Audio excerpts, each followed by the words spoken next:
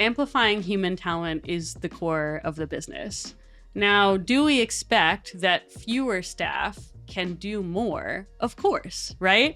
But if you look at how businesses are actually run, and we have this discussion with some of our clients, where they'll be like, oh yeah, we're totally gonna like cut headcount next year. They're not saying it in glee, but they're saying it in happiness of productivity and optimization.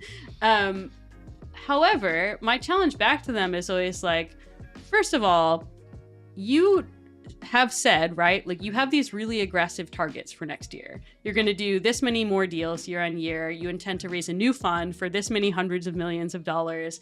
You're intending to open up a new credit line in your business, right? Like, and you still think the right decision is to cut staff and replace it with AI.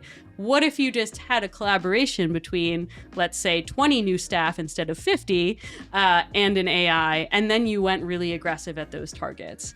And so the thing that AI can't replace in human beings is creativity and historical context. So to go back to the example I gave, right? Like, you've been in an IC meeting where people vote differently based on the same data. Hello, that's the point of the enterprise, right?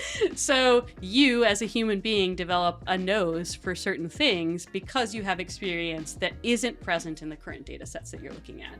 So you still have to be a part of that loop in order to make the loop optimally effective. And I believe what that will mean for analysts, right, is that they should become decision makers.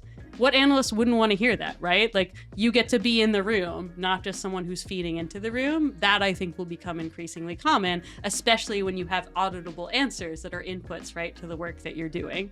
But also, you just really can't account for trying to put data together and be creative in different ways, right? So I could sit here and say like, cool, I've heard from a lot of people that I should be investing in like class A and B multifamily in the Midwest right now because that's really hot, because that's something that if you were to look across the internet, a bunch of people are saying right now. You might want to do that or might not want to do that for any number of reasons. And to go back to paper walls, right, in my upbringing, I'm like, great, like someone told me to do that. Is that the best use of my funds and my time?